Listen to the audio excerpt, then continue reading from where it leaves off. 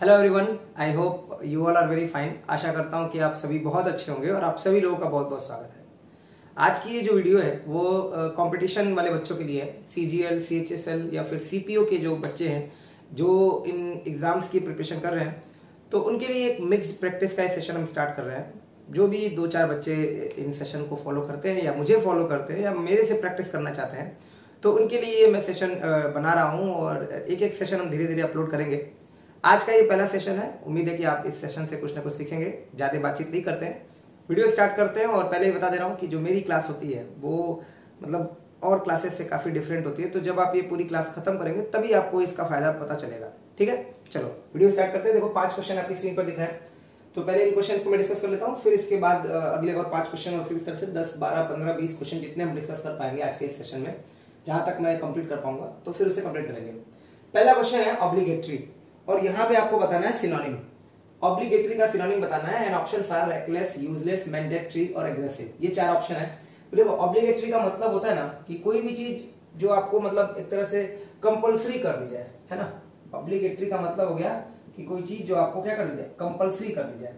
ठीक, part of speech क्या होगा इसका, एडजेक्टिव। तो इसके लिए जो सही ऑप्शन है दैट इज कॉल्ड मैंडेटरी, सही ऑप्शन है। कई बार आपको फॉर्म फिल करते हो तो वहां पे होता है कि ये आपके लिए मैंडेटरी ऑप्शन है, मतलब आपको इनको फिल ही करना है। ठीक, रेकलेस का मतलब, रेकलेस ड्राइविंग कर रहे हो तभी तो एक्सीडेंट हो रहा है, तो केयरलेस। ठीक है ना, केयरलेस। या फिर नेग्लिजेंट, एक बहुत अच्छा वर्ड है नेग्लिजेंट। इनकॉशियस, जब आप ध्यान नहीं देते हो। कॉशियस होता है कि सतर्कफुल, केयरफुल, है ना, सतर्क होना, तो इनकॉशियस। हीडलेस, हीडलेस एक बहुत अच्छा वर्ड है। हीड वर्ड से बना हुआ है, ध्यान रखिएगा। हीड का मतलब होता है अटेंशन देना। और एक फ्रेज ध्यान रखिएगा, पे हीड टू, पे हीड टू या गिव हीड टू, ये आपको फिल करने के लिए मिल जाएगा। तो इतनी सारी चीजें आपको पता चलेगी। ठीक है ना, पे हीड टू या गिव हीड टू। जिस मान लो मैं बोल दूं don't pay heed to the rumours, तो यानी कि अफवाह पर ध्यान मत दीजिए। तो ये हो गया रेकलेस के लिए। फिर यूजलेस, जो बहुत अच्छा वर्ड है। यूजलेस का मतलब होता है जिसका मतलब कोई यूज ना हो। तो इसके लिए एक वर्ड होता है वेन, बहुत बार आपने पढ़ा होगा वेन। और ये जो फ्रेज यूज करते हैं इसके साथ वो होता है इन वेन। इन वेन का मतलब व्यर्थ में, बेकार में। This is your when attempt, when भी एडजेक्टिव है। This is your when attempt, तो इसका मतलब तुम्हारा व्यर्थ का प्रयास है, कोई मतलब नहीं निकलने वाला है। और इन वेन की तरह से वो फ्रेज भी यूज हो जाता है कई बार। वेन का मतलब घमंडी भी होता है, कंसीटेड भी होता है, ये भी ध्यान रखना, कंसीटेड। तो यूजलेस हो गया, वेन हो गया। फिर एक बहुत अच्छा वर्ड होता है नुगाटोरी। न्यूगेटरी होता है NUGATORY। न्यूगेटरी मतलब क्या होता है, मतलब जिसका कोई मतलब ना हो, ऑफ नो इंपॉर्टेंस, है ना, वर्थलेस, इसको आप बोल सकते हो। इस सेंस में होता है वर्थलेस, वर्थलेस। ठीक है, या फिर कई बार इसके लिए आप ट्रिवियल भी यूज कर सकते हो, ट्रिवियल या फिर ट्रिफलिंग। जैसे बहुत ही ट्रिवियल मैटर है, इन मामलों में सर बात मत कीजिए, बहुत ही ट्रिवियल मैटर है, तो बहुत ही छोटे मैटर, बहुत ही मतलब इंपॉर्टेंट नहीं है ये मैटर, तो इस पे आप बात मत कीजिए। तो ये यूजलेस के लिए कुछ वर्ड हो गए, वेन, निगेटरी, वर्थलेस, ट्रिवियल, ट्रिफलिंग। और ऑब्लिगेटरी का जो सही सिनोनिम हो गया वो हो गया आपके पास मैंडेटरी। ऑब्लिगेटरी के लिए ध्यान रखना, ऑब्लिगेटरी का नाउन फॉर्म जो होगा वो ऑब्लिगेशन होगा, ये भी ध्यान रखना, ऑब्लिगेशन। आपको सब कुछ स्क्रीन पर दिख रहा होगा, क्लियर है। चलो, तो ये हमारा पहला क्वेश्चन था जिसमें आपको सिनोनिम बताना था। और ऑब्लिगेटरी का जो सही सिनोनिम हो गया हमारे पास वो हो गया मैंडेटरी। और जो आखिरी वाला वर्ड है ना, अग्रेसिव। अग्रेसिव का मतलब होता है कि जो एक एग्रेशन होता है वर्ड, तो एग्रेशन मतलब आक्रमणकारी होना, तो उसी से बना हुआ है एग्रेसिव। सॉरी, एग्रेसिव मतलब आक्रमणकारी होना, तो उसी का नाउन फॉर्म होता है एग्रेशन। और एग्रेसर जो पहले अटैक करते, पहले आक्रमण करते, तो उसको एग्रेसर बोलते हैं। दूसरा क्वेश्चन है we must dash help to the homeless and physically disable people. ठीक है, अच्छा इसमें अगर मैं एरर बनाता ना तो मैं पता करता फिजिकली की जगह पे फिजिकल लिखता, तो एरर हो जाता, वहां पे फिजिकली डिसेबल पीपल होना चाहिए। ठीक, एक चीज। दूसरा देख लो, अब इसमें ऑप्शन आपके पास है रेंडम, कंट्रीब्यूट, डोनेट और एक्सर्ट। ये 4 ऑप्शन है। वी मस्ट डैश हेल्प, अगर आप नए बच्चे होगे तो जहां तक उम्मीद है आप कंट्रीब्यूट हेल्प लगा दोगे। अगर आपको इन सभी वर्ड्स का मतलब नहीं पता है तो कंट्रीब्यूट हेल्प बता दोगे। इसमें 2 बहुत अच्छे वर्ड है, रेंडम और एक्सर्ट, है ना। एक्सर्ट और रेंडम, ये 2 आपके नए और अच्छे वर्ड है। नए वर्ड कहने का सेंस है मतलब ये आमतौर पे बच्चों को नहीं पता होते वर्ड। ठीक, तो कंट्रीब्यूट और डोनेट तो नहीं बन पाएगा। अब 2 वर्ड बच गए आपके पास, रेंडम और एक्सर्ट। ये वाला वर्ड पता है कहां पढ़ते हो, जब आप प्रोनाउन पढ़ते हो ना प्रोनाउन, तो वहां पे रिफ्लेक्सिव प्रोनाउन आपको पढ़ाया जाता है। तो कुछ प्रोनाउन ऐसे लिखवा दिए जाते हैं कि इन प्रोनाउन के साथ आपको रिफ्लेक्सिव यूज करना है, ठीक है। ध्यान आ रहा है, एब्सेंट, प्रेजेंट, इंट्रोड्यूस, उसी में एक वर्ड यूज किया जाता है एक्सर्ट, ठीक है। एक्सर्ट का एक्चुअल मतलब होता है to use your power, to use your power, अपनी पावर या अथॉरिटी का यूज करना, that is called exert, verb है ये। और इसी के साथ रिफ्लेक्सिव भी लग जाता है, एक्सर्ट योरसेल्फ, है ना। जैसे मान लो मैं बोलूं कि if you want to be a successful man, यदि तुम एक सक्सेसफुल व्यक्ति बनना चाहते हो, you have to exert yourself, है ना। आपको अपने आप को क्या करना पड़ेगा, एक्सर्ट करना पड़ेगा, मतलब बहुत ज्यादा एफर्ट लगाना पड़ेगा। एक्सर्ट योरसेल्फ का मतलब हो गया to make a lot of effort, बहुत सारा एफर्ट बनाना, बहुत सारा एफर्ट डालना उस चीज में, to put a lot of effort into something. और एक्सर्ट का एक जो प्योर मतलब होता है, जो मतलब इसका मीनिंग होता है वर्ब फॉर्म में, टू यूज योर पावर, ठीक है। सारी लाइट जल्दी है ना, हाँ एक मिनट रुक जाओ। चलो, अब ऑप्शन तो समझ में आ गया होगा कि ऑप्शन जो है आपका रेंडर ही हो पाएगा, ठीक है ना। एक्सर्ट मैंने बता दिया ये होगा नहीं। अब रेंडर वर्ड को आप समझो, सही ऑप्शन तो रेंडर है, लेकिन इसको समझना वर्ड, ये वर्ड पिछले 2-3 सालों में ना बहुत बार fill in the blanks, cloze test, इसमें बहुत बार आया है ये। रेंडर के कई मतलब होते हैं। एक मतलब होता है टू कॉज, टू कॉज मतलब to cause somebody in a particular state, किसी को किसी स्टेट में लाकर रख देना।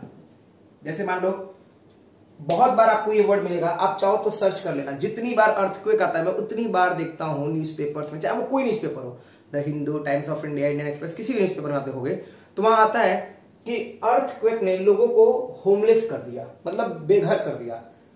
तो रेंडर होमलेस, रेंडर होमलेस का मतलब क्या हो गया, उनको बेघर कर दिया, उनको इस सिचुएशन में लाकर रख दिया। Thousands of people rendered homeless by the earthquake, ऐसे करके आपको मिलेगा। तो ये आप यूज मैं बता रहा हूं, डायरेक्ट वर्ड का ये यूज है जो आपको ध्यान रखना है। मैं फिर बोल दे रहा हूं कि मैं आपको 5 ही क्वेश्चन 10 ही क्वेश्चन कराऊंगा, लेकिन उसमें बहुत सारी चीजें सीखने को होंगी और जो आपको मतलब परमानेंट होगी, ये छोटे समय के लिए नहीं होगी, ये परमानेंट होगी, लाइफ टाइम होगी, आपको भूलेगी नहीं अगर आप ध्यान से सुनोगे और समझोगे तो ये रेंडर का मतलब हो गया कि किसी को किसी पर्टिकुलर स्टेट में लाकर रख देना। जैसे मान लो मैं कहूं दीज न्यू टेक्नोलॉजीज और new phones have rendered my Nokia 1110, है ना। नोकिया 1011 या 1110 कोई आता था फोन पहले, है ना। तो अगर मान लो मैं अभी वो फोन मेरा क्या हो जाएगा, यूजलेस हो जाएगा, या फिर उस फोन को आप कह सकते हो कि अब ये अल्प प्रचलित फोन है। अगर नोकिया 1011 है तो मैं कहूंगा these new technologies have rendered my Nokia 1011 obsolete. Obsolete मतलब that is no longer in use, और अल्प प्रचलित, ठीक है। तो ये सही ऑप्शन हो गया। रेंडर का एक दूसरा, अभी यहाँ पे सही ऑप्शन इस वजह से नहीं बन पाया क्योंकि इसका ये मतलब ये है, इसका एक दूसरा मतलब होता है टू हेल्प या to provide service, to provide service. तो यहां बन गया रेंडर हेल्प, ये सही ऑप्शन बन गया। We must render help to the homeless and physically disabled people. बात समझ में आ गई। इसका एक तीसरा मतलब होता है टू परफॉर्म, और एक चौथा मतलब होता है टू प्रेजेंट अ रिपोर्ट। कोई रिपोर्ट ऑफिशियली देना होता है तो रेंडर रिपोर्ट आता है। तो ये सब मैं जैसे मैंने बोल दिया ना रेंडर रिपोर्ट, तो ये आपको ध्यान रखना है। क्यों ध्यान रखना है? रेंडर रिपोर्ट पता है क्या होगा, आपको क्लोज टेस्ट में आ जाएगा, वहां रेंडर रिपोर्ट, रिपोर्ट के आगे ये क्लोज रहेगा भरने के लिए ब्रैकेट, और उसको फिल करना होगा। अगर आपको ये कोलोकेशन पता है कि रेंडर रिपोर्ट होता है तो वहां पे एक बार में आप क्लोज टेस्ट कर लोगे। ये क्लोज टेस्ट की खासियत होती है। अगला क्वेश्चन देखो, one of the boys from our school have been selected for national badminton championship। तो ये तो बड़ा आसान सा क्वेश्चन है। अब मैं अगर इस क्वेश्चन को फॉर्म करूं तो मैं तो इस तरीके से एरर नहीं बनाऊंगा, आपको समझा रहा हूं देखो कैसे। आज के टाइम पे बड़ा आसान क्वेश्चन होता है, और प्री में आपके ऐसे क्वेश्चन आएंगे। जो प्री वाला पेपर होता है, ये भी आपको समझा दूं कि जो प्री का पेपर होगा ना, उसमें 25 क्वेश्चन होंगे।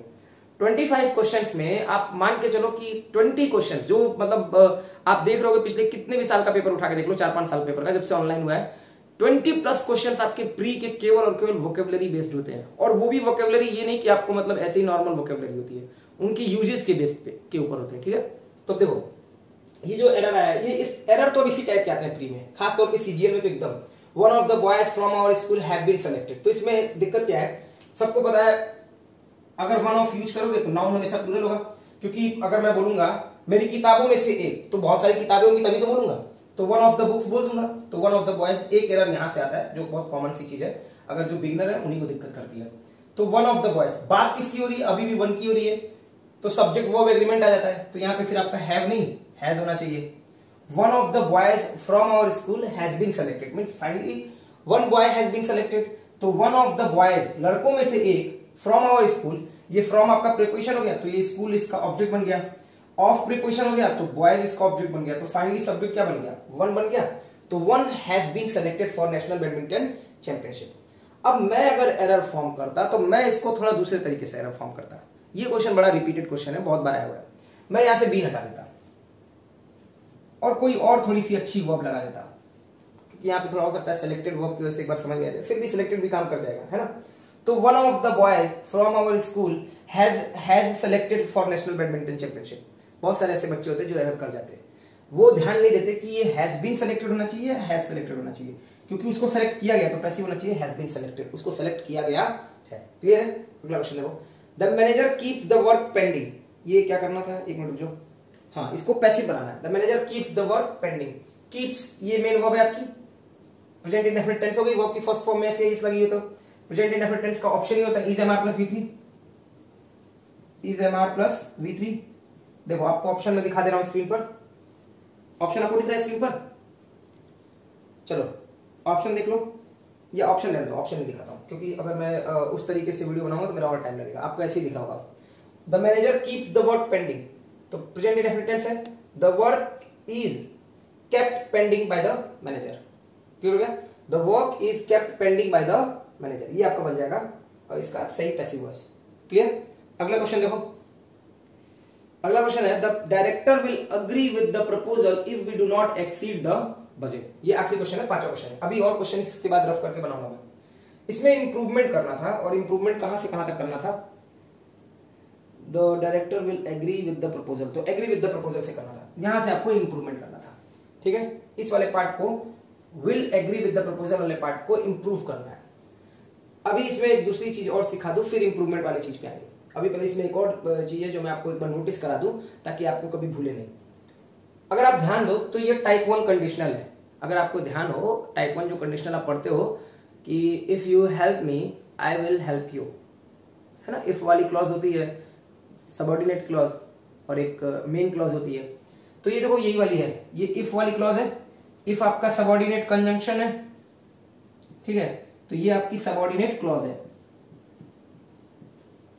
और ये आपकी मेन क्लॉज है। तो आपको पता होगा इस पे एरर आती है ना, कई बार ये पेपर में एरर फॉर्म में आ जाएगा, इफ के साथ यहाँ पे विल लगा देगा। ठीक है, तो जो सबऑर्डिनेट क्लॉज है वो कभी भी आपकी फ्यूचर में नहीं हो सकती, हमेशा प्रेजेंट में होगी। जरूरत पड़ने पे प्रेजेंट कॉन्टिन्यूअस या प्रेजेंट परफेक्ट यूज कर लो, बट आमतौर पर प्रेजेंट इंडेफिनिट में मिलेगी। तो ये इफ के साथ प्रेजेंट इंडेफिनिट, और जो मेन क्लॉज है वो विल और शैल मॉडल की हेल्प से बना लो।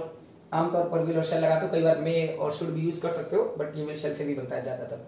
तो director will agree with the proposal if we do not exceed the budget. Exceed आपका वर्ब है, डू के साथ एक्सीड आपका वर्ब है।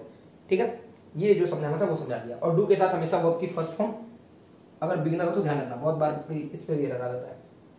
अब जो मैं इंप्रूव करना है वो अग्री वर्ब को इंप्रूव करना है, एग्री विथ नहीं होगा, एग्री टू द प्रपोजल होगा। देखो एग्री विथ समबडी होगा, मतलब कोई पर्सन है तो आप विथ लगा दो, एग्री विथ समबडी। ऑन और अबाउट समथिंग होता है किसी चीज के ऊपर, ऑन और अबाउट समथिंग। या फिर अगर आपको सहमति वाला सेंस देना है, कंसेंट वाला सेंस देना है, मतलब मंजूरी का सेंस देना है, तो फिर वहां पे अग्री टू हो जाता है। ठीक है ना। अगर प्रपोजल है तो ऐसे समझ लें कोलोकेशन भी आपको, मतलब कहीं अगर क्लोज टेस्ट आ गया और अगर अग्री डैश द प्रपोजल दिया है तो आंख बंद करके आप टू लगा लेना, कोई दिक्कत नहीं है। एग्री टू द प्रपोजल, क्योंकि यह सहमति वाला सेंस है। The director will agree to the proposal if we do not exceed the budget. ठीक है, चलो इसको भी मैं रफ कर रहा हूं और नेक्स्ट 5 क्वेश्चंस और फिर से बोर्ड पे लिख रहा हूं और फिर उसको डिस्कस करते हैं। ठीक है, चलो अभी ये जो छठा क्वेश्चन है ना, इसमें देखो स्पेलिंग करेक्शन करना है। एग्जॉस्ट, एक्सिलबिट, एक्सॉल और एक्सट्रैक्ट, ये 4 वर्ड है और ये आपको स्पेलिंग करेक्शन करना है इसमें। ठीक है, ये यहाँ पे स्पेलिंग करेक्शन करना है इन 4 वर्ड में। तो एक्सॉल कोई वर्ड नहीं होता है एक्चुअल में।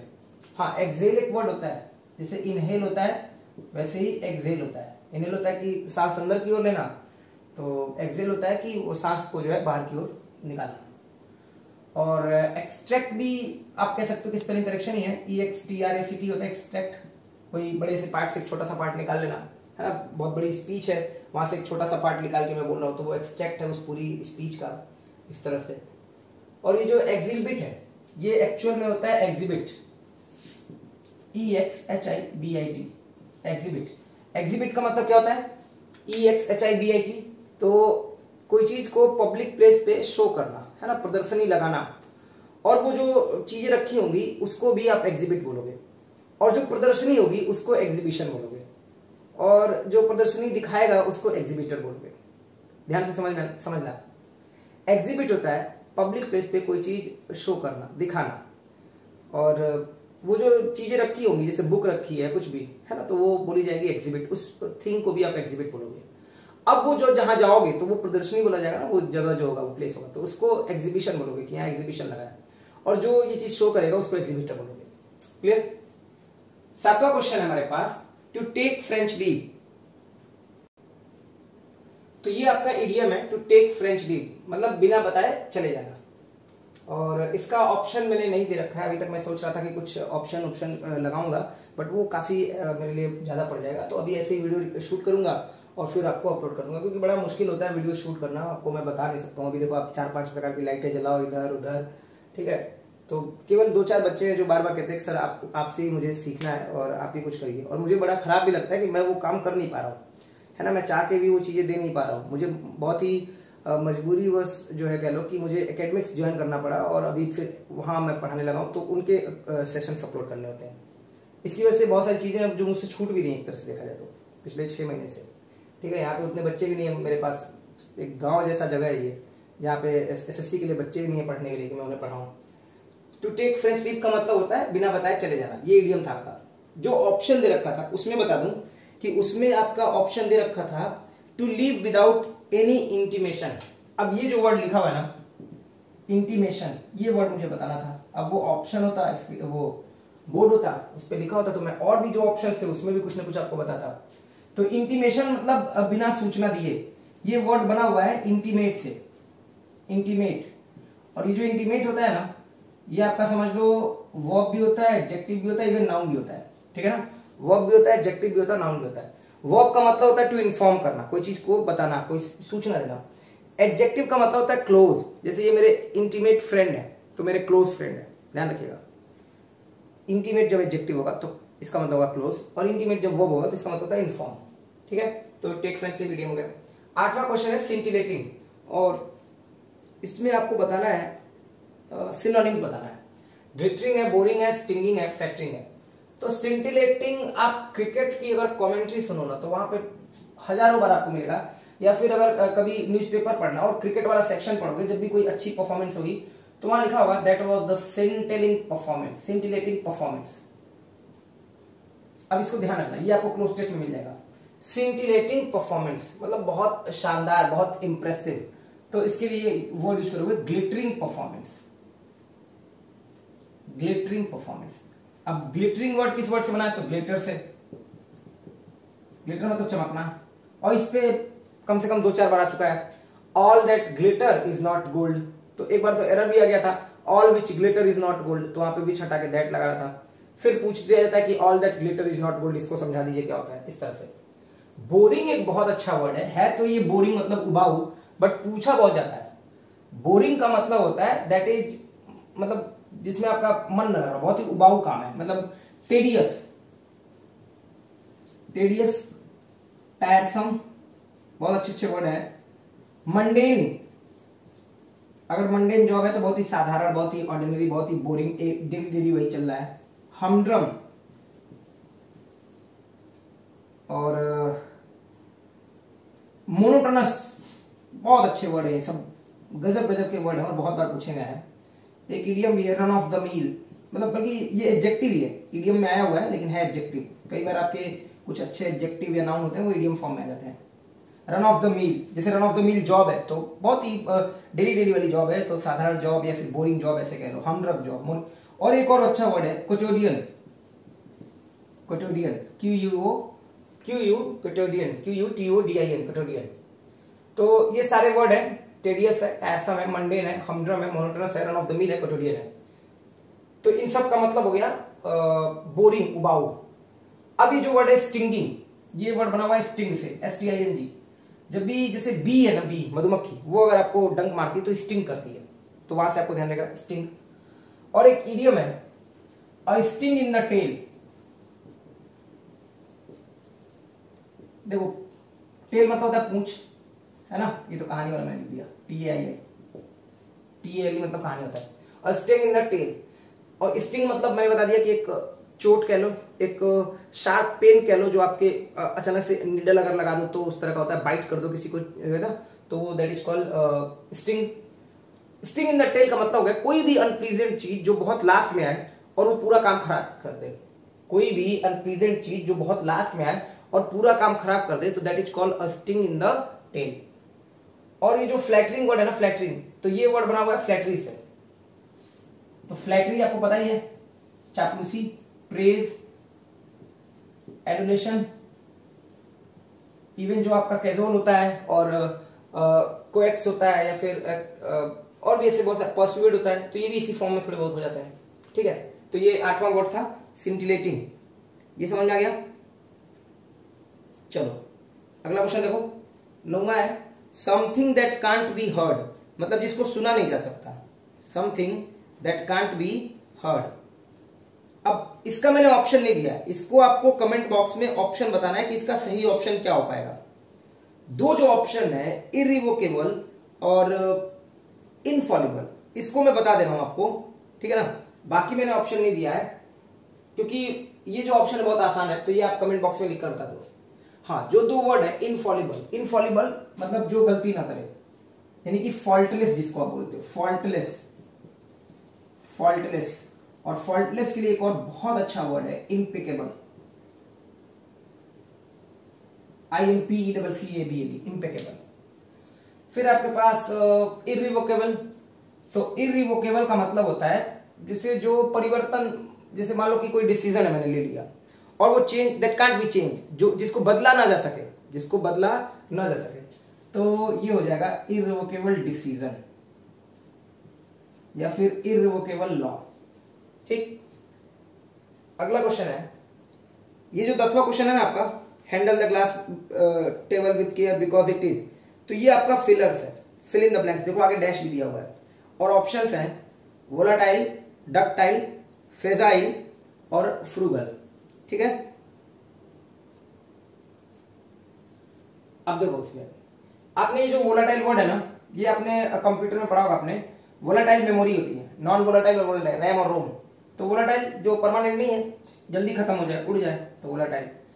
डक्टाइल का मतलब होता है ना, जब आप मैकेनिक्स अगर बीटेक किए हो तो वहां पे पढ़ने को मिलता है, या फिजिक्स पढ़ो तो वहां पे आता है कि डक्टाइल मटेरियल, तो उसको थिन वायर में किया जा सकता है, मतलब उसके शेप को चेंज किया जा सकता है और वो टूटेगा नहीं। तो इसी वजह से इसके कुछ अच्छे सिनोनिम्स जो हैं वो ध्यान रखिएगा आप, सपल, प्लायंट, फ्लेक्सिबल, मैलिएबल, ठीक है, MALLEABLE, मैलिएबल, फ्लेक्सिबल, सपल और प्लाइएबल, ये सब जो है इनके शेप जो है चेंज कर लिया जाए और ये टूटे नहीं। सारे वर्ड दिख रहे नीचे तक, ठीक है ना। हाँ ठीक, चलो फिर हमारे पास अगला वर्ड फ्रेजाइल। तो जो फ्रेजाइल वर्ड है उसका मतलब होता है इजीली ब्रोकन, जो आसानी से टूट जाए। तो इसके लिए भी कुछ एक दो वर्ड ध्यान रख सकते हो, जैसे आपका हो गया कि ब्रिटल मटेरियल होता है, ब्रिटल, बहुत अच्छा वर्ड है ब्रिटल, बहुत बार आया हुआ है, मैं इधर लिख दे रहा हूं ब्रिटल। या डेलिकेट कह सकते हो, या फ्रेल एक बहुत अच्छा वर्ड है, फ्रेल मतलब कमजोर, वीक, तो फ्रेल भी बोल सकते हो। और फ्रूगल जो वर्ड है ना, फ्रूगल, थ्रिफ्टी लिख लो, थ्रिफ्टी, जब आप बहुत ही केयरफुल तरीके से पैसे को खर्च करते हो, फ्रूगल, तो दैट इज कॉल्ड थ्रिफ्टी, बहुत सोच समझ के पैसे अपने स्पेंड करते हो। तो जो सही ऑप्शन होगा 10वें क्वेश्चन के लिए, handle the glass table with care because it is, that is called fragile, क्योंकि वो आसानी से टूट जाएगा, डेलिकेट है, ब्रिटल है, आसानी से टूट जाएगा। डक्टाइल तो है नहीं कि उसका शेप बस चेंज होगा और वो टूटेगा नहीं। तो सही ऑप्शन हो जाएगा ब्रिटल और डेलिकेट। क्लियर है। तो देखो ये 25 मिनट का सेशन था पूरा, और ये जो 25 मिनट का सेशन था इसको सही कर लेना, क्यूटिडियन, QUOTIDIAN, ठीक है, स्पेलिंग सही कर लेना, QUOTIDIN। तो स्क्रीनशॉट लेना चाहो तो स्क्रीनशॉट ले लेना, इससे पहले ले लियोगे। अब टोटल ये 25 मिनट प्लस जा रहा है सेशन, जो 1-2 मिनट और बोल दूं मैं। आई होप कि आपने कुछ समझा होगा, कुछ सीखा होगा। केवल 10 ही क्वेश्चन हो पाए, हालांकि मैं आया था 15 क्वेश्चन के लिए कम से कम। लेकिन क्या होता है कि मेरी क्लास ऐसी होती है ना कि मैं जो है वो ऐसे नहीं कर सकता हूँ कि बस पढ़ा दिया और निकल लूँ मैं, है ना। 5 मिनट में आऊँ और बस किसी तरह से काम करूँ और निकल जाऊँ। जब भी मैं पढ़ाता हूँ तो अभी आपने हमेशा मुझसे ऑनलाइन पढ़ा है, ऑफलाइन में पढ़ते ना तो आप देखते कि मैं कई बार तो एक ही क्वेश्चन पे काफ़ी डिस्कशन करने लगता हूँ। इसके 2 फायदे होते हैं, हालांकि एक नुकसान ये है कि काफ़ी टाइम इस क्वेश्चन पे डिस्कशन पे लगा दिया, लेकिन इसके फायदे बहुत होते हैं। फायदे होते हैं कि इन 10 क्वेश्चन की हेल्प से ना हमने बहुत सारी चीज़ें सीख ली। अगर आप किसी की 25 मिनट की क्लास करोगे, मैं मतलब पूरे यूट्यूब पे कह सकता हूँ सिर्फ 2-4 टीचर्स ऐसे हैं जिनको मैं मानता हूँ कि हाँ वाकई में मतलब वो हैं, उनको तो रिस्पेक्ट देना बनता है। 85-90% आपको टीचर मिलेंगे, वो 25 मिनट में पता है क्या होगा, वो अपना ऐड ही करते रह जाएंगे, वो बताते ही रह जाएंगे कि ये करना है। मैंने पता नहीं कितने ऐसे सेशंस देखे हैं कि वहाँ पे वो एक क्वेश्चन लेके बैठ जाते हैं और उसी क्वेश्चन की बात इधर उधर की बात करते हैं, फिर इधर उधर, और उसमें वो अपना पूरे 1 घंटे के सेशन में 7 क्वेश्चन 8 क्वेश्चन खत्म होता है। ठीक है, और मुझे बड़ा खराब लग रहा है कि मैंने 25 मिनट में 10 क्वेश्चन ही कर पाया अभी। मतलब मैं और चाहता कि 1-1.5 घंटे की क्लास करता, लेकिन आप समझ सकते हो थोड़ी सी प्रॉब्लम। तो नेक्स्ट सेशन अगर आप जैसा इसका रिस्पॉन्स दोगे उस हिसाब से हम इसको कंटिन्यू करेंगे। अभी तो 1 ही 2 बच्चे हैं जिनका लगातार कमेंट आ गया कि सर प्लीज़ आप सेशन चालू कीजिए, हमें आपसे सीखना है कुछ, तो ये उनके लिए था। मेरे प्यारे दोस्तों, आई होप कि आप इस सेशन से कुछ ना कुछ जरूर फ़ायदा उठाएंगे। नेक्स्ट क्लास में फिर मिलते हैं बहुत जल्दी, फिर 10-12 क्वेश्चन कुछ प्रैक्टिस करते हुए लेकर आएंगे। तब तक के लिए इस सेशन को अगर हेल्पफुल लगा हो तो शेयर कर दीजिएगा जैसा आपको अच्छा लगे, और नेक्स्ट क्लास में मिलते हैं। Thank you.